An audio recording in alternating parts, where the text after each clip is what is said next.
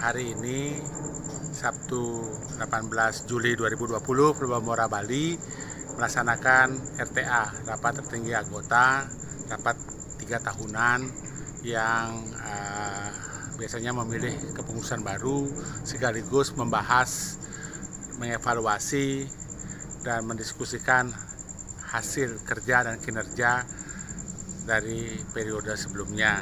Hormati Ketua 1 Bapak Adi Gagas, Tingkatnya semua yang hadir di organ Muskupan ini pada pagi hari yang cerah. Pada hari ini kami dipercaya untuk melanjutkan pelayanan sebagai pengurus Ikatan Keluarga Besar Pulau Mora Bali. Intinya tadi diminta bahwa kepengurusan ini lanjut 1 periode lagi. Gitu. Sebagai warga negara Republik Indonesia dan orang Pulau Mora dan organisasi, saya harus taat asas. ADART tidak memungkinkan saya untuk menjabat 3 kali 3. Yang saya dengar tadi, kalau tidak salah, itu kepemimpinan sekarang berlanjut. Apa itu? Saya tidak tahu mekanismenya. Bapak bersedia dulu, nanti kembali ke saya. Nah, saya sampaikan dulu isi hati saya. Ya. Dari 28 perwakilan yang hadir, yang punya hak suara itu ada 26. Dari 26, 2 karena belum dilantik, ada pergantian pengurus, tidak punya hak suara. Dan dari itu, sisa lagi 24, semua bulat meminta bahwa kita lanjutkan lagi pelayanan ini untuk 3 tahun ke depan. Saya hanya bisa bersedia jika tim yang ada sekarang ini tetap bersama kami. Jadi kita Pak Yusdi, dia sudah bersedia, tetapi terkendala dengan anggaran dasar anggaran rumah tangga. Saya baca 3 tahun ke depan kita melakukannya harus sesuai dengan hasil tadi, evaluasi tadi. Ada beberapa poin penting, yaitu sistem informasi keanggotaan yang sudah ada agar disempurnakan, agar yang dikatakan Pulau Mora itu atau anggota Pulau Mora itu benar-benar terdata dan tertata.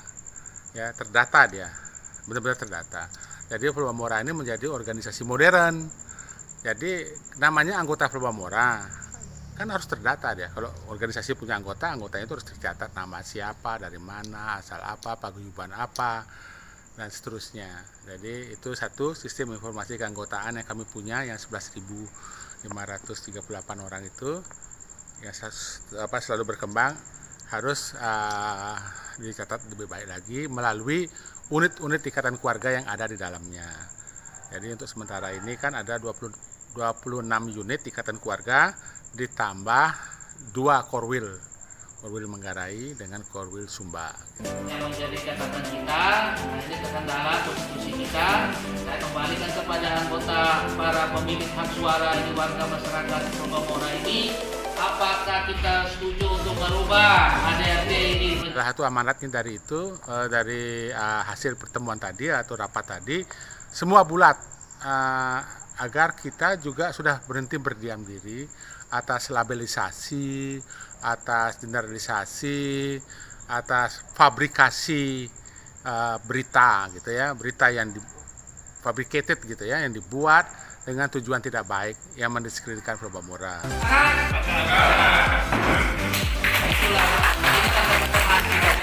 Fabricated news itu antara lain dia di-create itu untuk tujuannya mendiskreditkan.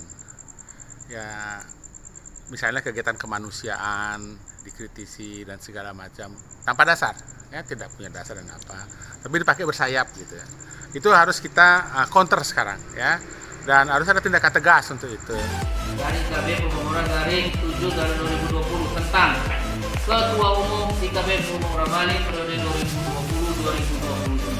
2020-2023. Kita harus paham dan mengikuti di mana bumi dipijak, di situ langit dijunjung. Terus memutuskan menetapkan pertama saudara Yosef Julius Dias sebagai Ketua Umum IKB Pulau Mora Bali periode